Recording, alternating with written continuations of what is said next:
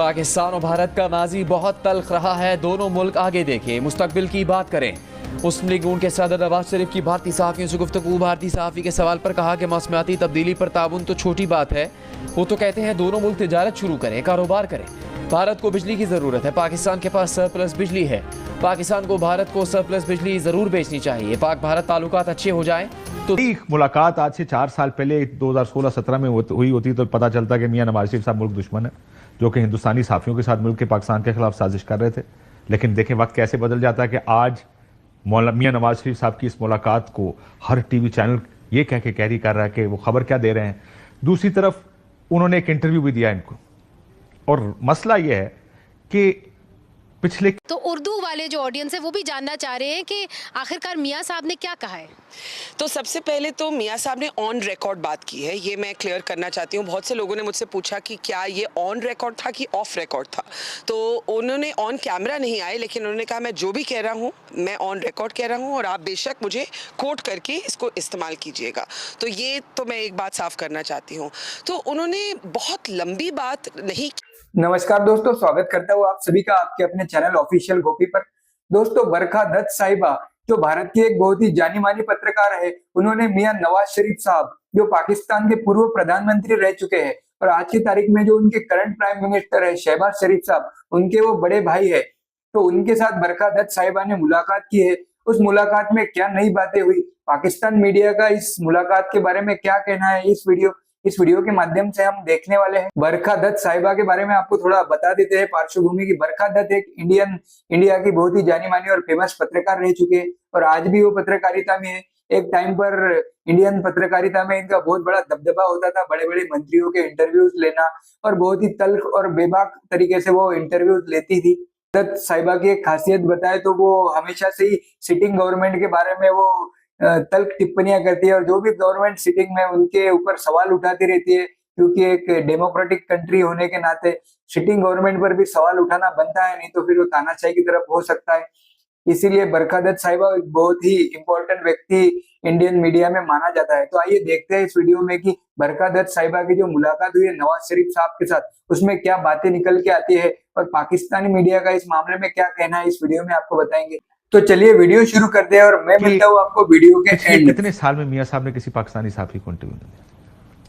जाने क्या मुश्किल है उनको पाकिस्तानी साफियों से कि अच्छी अच्छी तस्वीरें खिंचवाते हैं, वो भी इंडियन साफियों से रिलीज होती है, इंटरव्यू देते हैं तो भी इंडियन साफियों को, पाकिस्तानियों को भी मौका दें। आप शायद ज्यादा निराश नहीं होंगे अगर मैं हिंदी का लफ्ज इस्तेमाल कर सकूं आपके लिए, क्योंकि आज आपने हिंदी सुनी होगी। It's a good idea to meet Pakistani journalist also. Barkha Dutt साहिबा एक बड़ी पाकिस्तान को भारत को सरप्लस बिजली ज़रूर बेचनी चाहिए। पाक भारत ताल्लुकात अच्छे हो जाएं तो 2 घंटों में ज़रूरत का सामान पाकिस्तान आ सकता है। भारतीय क्रिकेट टीम को चैंपियंस ट्रॉफी के लिए पाकिस्तान आना चाहिए। भारतीय क्रिकेट टीम से पूछें तो वो भी पाकिस्तान में खेलना चाहेंगे, लेकिन इजाज़त देने वाले इजाज़त नहीं देते। शंघाई ताउन तंजीम इजलास से पाक भारत ताल्लुकात की अच्छी शुरुआत हो सकती है। वज़ीर आला पंजाब मरीम नवाज का कहना था कि भारत और पाकिस्तान के पंजाब को एक दूसरे से बहुत कुछ सीखने को मिला। इंटरव्यू दिया भारतीय सहाफ़ी को और उसमें उन्होंने इस ख्वाहिश का इजहार किया कि नरेंद्र मोदी साहब को भी तशरीफ़ लाना चाहिए था।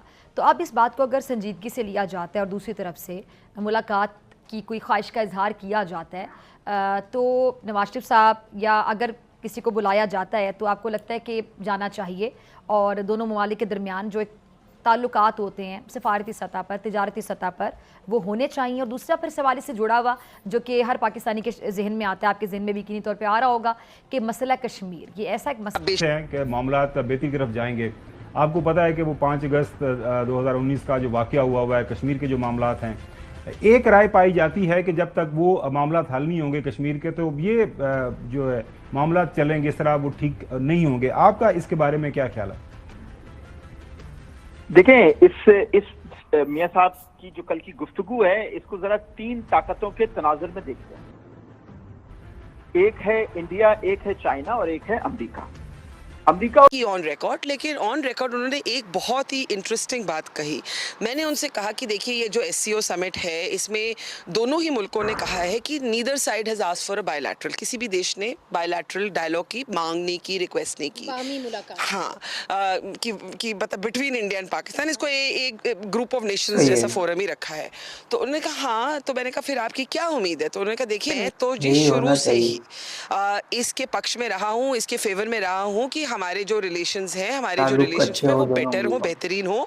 और मैं तो ये शुरू से कहते आया हूँ। तो मैंने कहा अब आपको क्या लगता है? तो कहते हैं कि मुझे लगता है कि he use the word in English, it would have been a great thing. उन्होंने कहा ये बहुत ग्रेट चीज़ होती अगर प्रधानमंत्री मोदी, हमारे प्राइम मिनिस्टर नरेंद्र मोदी भी आए होते। अच्छा। सिर्फ मतलब उनका कहने का मतलब था कि जयशंकर आ रहे हैं हमारे फॉरेन मिनिस्टर, लेकिन अगर मोदी जी भी आए होते तो उन्होंने अंग्रेजी में कहा it would have been a great thing. Barkha Dutt साहिबा एक बड़ी कद काठ वाली इंडियन सहाफ़ी हैं। वो मियां नवाज शरीफ साहब से मिलने आई। मरियम नवाज शरीफ साहिबा भी वहाँ मौजूद थी, तस्वीरें शेयर की उन्होंने, को बड़ी एक्सक्लूसिव खबरें भी शेयर की। मसला ये कि अगर यही मुलाकात आज से 4 साल पहले 2016-17 में हुई होती तो पता चलता कि मियां नवाज शरीफ साहब मुल्क दुश्मन है, जो कि हिंदुस्तानी साफियों के साथ मिलकर पाकिस्तान के खिलाफ साजिश कर रहे थे। लेकिन देखें वक्त कैसे बदल जाता है कि आज मियां नवाज शरीफ साहब की इस मुलाकात को हर टीवी चैनल ये कह के कैरी कर रहा है कि वो खबर क्या दे रहे हैं। अमेरिका और चाइना दुनिया के दो बहुत बड़े ब्लॉक हैं और ये मतलब हर जगह ये बात जो है तस्लीम की जाती है कि अमेरिका और चाइना के दरमियान नजरियाती इख्तलाफ बहुत ज्यादा है। लेकिन अमेरिका इस वक्त चाइना की प्रोडक्ट्स का सबसे बड़ा इंपोर्टर भी है और चाइना की सबसे ज्यादा जो लार्जेस्ट एक्सपोर्ट है वो अमेरिका के लिए है।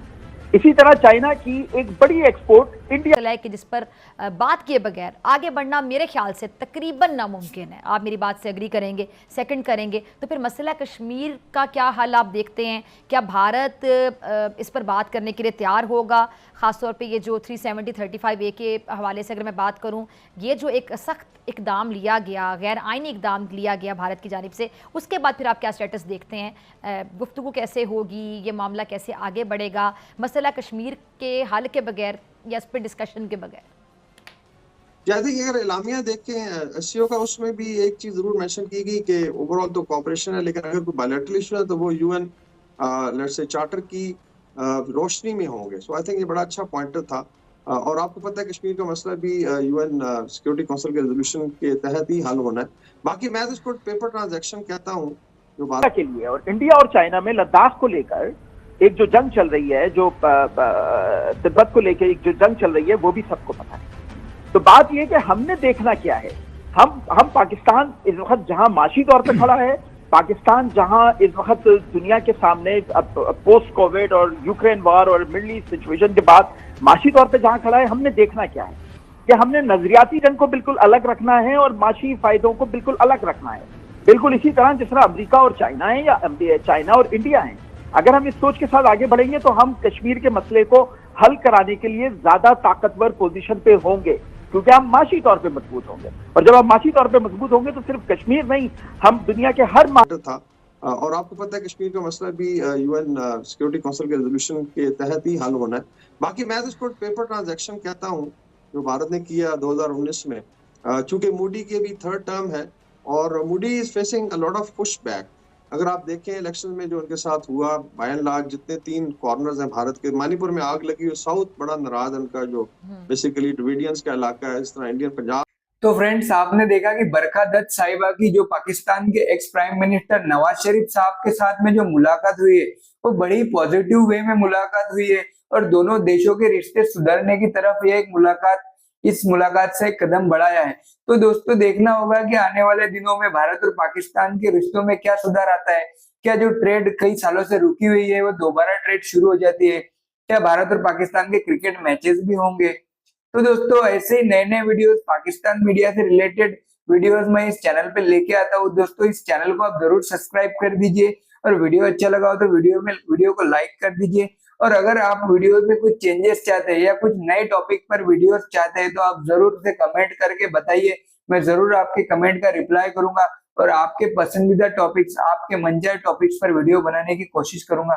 आप जरूर वीडियो को लाइक कर दीजिए और बेल आइकॉन को भी दबा दीजिए ताकि नई नई अपडेट्स आपको मिलती रहे। तो मिलते हैं किसी नेक्स्ट वीडियो में जय हिंद, जय भारत।